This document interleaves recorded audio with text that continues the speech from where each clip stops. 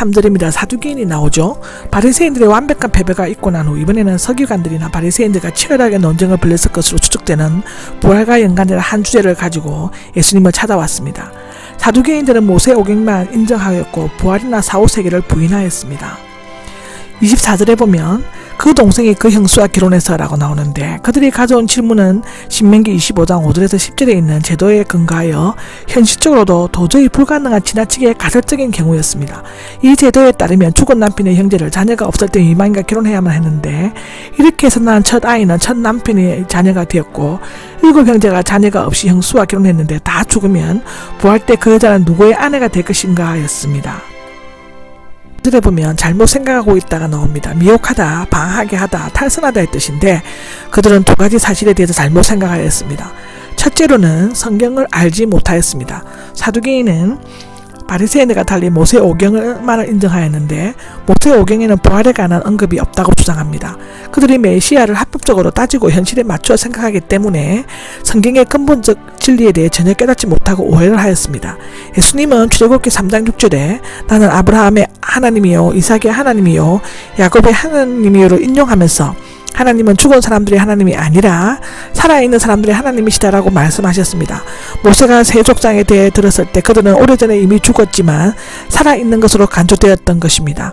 영원하신 하나님께서 세 족장과 더불어 영원한 계약관계를 보존하고 계신다는 것은 그들에게도 영생이 주어지고 있다는 확실한 증거입니다. 하나님은 썩은 지체들이 하나님이 아니라 살아있는 하나님의 하나님이신 것입니다. 둘째로, 하나님의 능력을 알지 못하였습니다. 부활을 믿지 않는 사두개인들은 내세에도 현세의 것과 그대로 옮겨지는 것으로 착각하였는데, 하나님은 무에서 유를 만드시고 사람을 천사와 같은 존재를 만드신 전능하신 분이시며 또한 영혼과 흙이 된 육신을 통해 영적인 몸을 만드실 수 있습니다. 고린도전서 15장 42절에서 44절에 나옵니다. 따라서 사람이 부활을 할 때에는 하나님의 능력에 의해 천사들과 같이 되어 결혼이나 출산, 사망과 같은 일이 없어지게 된다고 누가복음 20장 36절에는 말하고 있습니다. 사두개인들은 영원히 이 세상의 연장선에 있는 것이 아님을 깨닫지 못하였던 것이었습니다. 15절입니다. 시험하여가 나오죠. 바리새인들은 전에 예수님과의 논쟁에서 패했지만 사두개인들은 잠잠케 하셨습니다는 말을 듣고 다시 한번 시험해보기로 했습니다. 이때 예수님을 찾아온 율법교사는 율법학자, 개혁성경에는 율법사 또는 서기관 이로 되어 있습니다. 율법을 해석하는 데 있어서 당대 최고의 권위자들이며 전문가였던 것입니다. 6절입니다. 율법 중에서 어느 계명이 가장 큽니까? 라고 하는데, 이것은 그 당시 랍비들 사이에서 끊임없이 논쟁되었던 주제였습니다.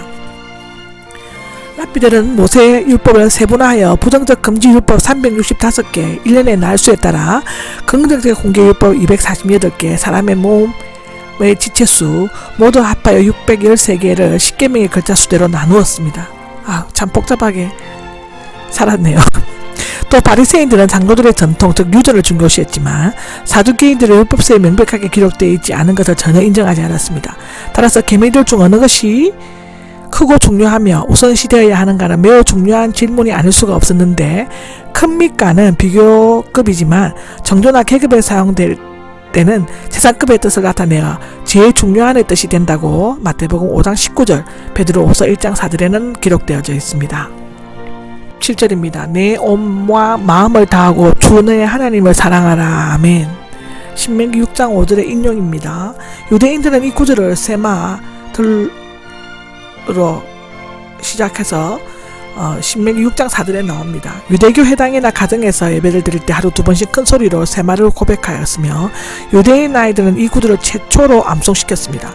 바리새인들은 신명기 6장 8절 9절에 따라서 세마를 문 오른쪽 기둥에 기록하고 또 이것을 기록한 작은 양 피지를 상자 모양으로 만든 것 안에 넣어 끈으로 이마와 팔에 잡아 메었다고 합니다.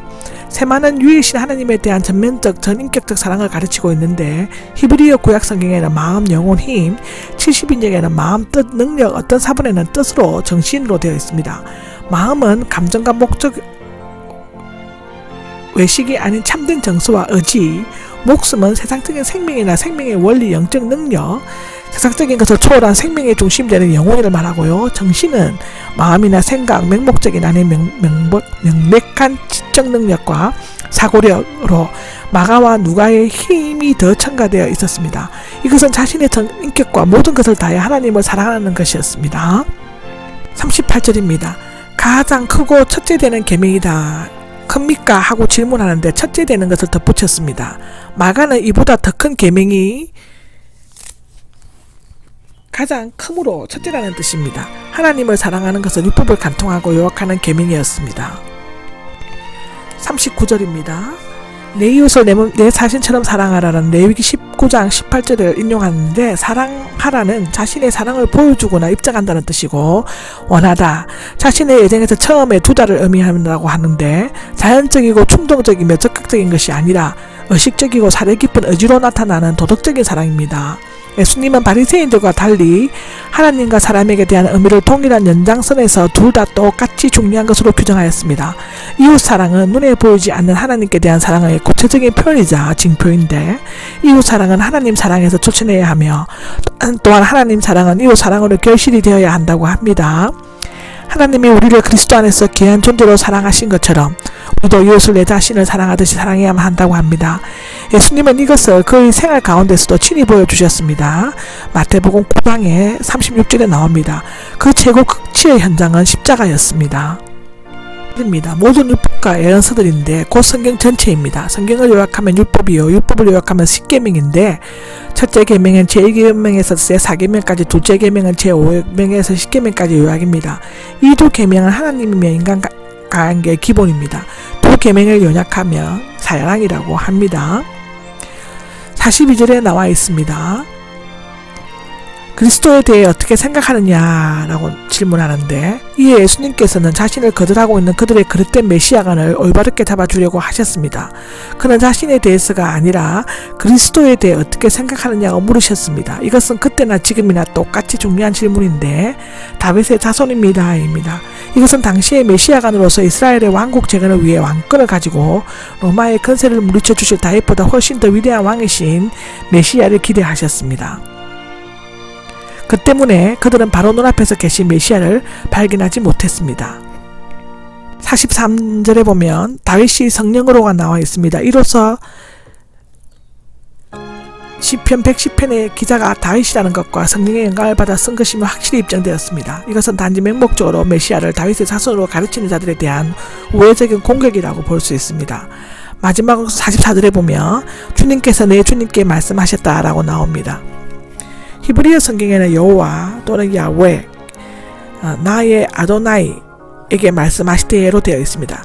헬라어는 둘 다 여기에 아도나이 주님을 그리스도로 가리키고 있는데 그렇다면 다윗 주님이라고 부르는 그리스도가 다윗의 자손이 될 수 있느냐 하는 것입니다. 만약 이 구절에 문자적으로 해석한다면 두 분의 주님이 존재한다는 것이기 때문에 유일신을 강조하는 바리새인들은 더 이상 답변할 수가 없었습니다. 그들은 다윗의 주님이시며 다윗의 자손인 그리스도라는 모순적인 칭호를 도저히 알 수 없었던 것이었습니다. 그러나 만약 그들이 성육신이라는 개념을 알았다면 쉽게 이해할 수 있을 것입니다. 다윗의 주 영원하신 하나님의 아들이 육신을 입고 베들레헴에서 다윗의 후손으로 태어나신 것입니다. 이와 같이 예수님의 대적자들의 세 가지 질문에 정확하고 완벽한 답변을 하심으로써 이후로 더 이상의 토론을 할 수 없게 만들어 버리셨습니다. 아멘.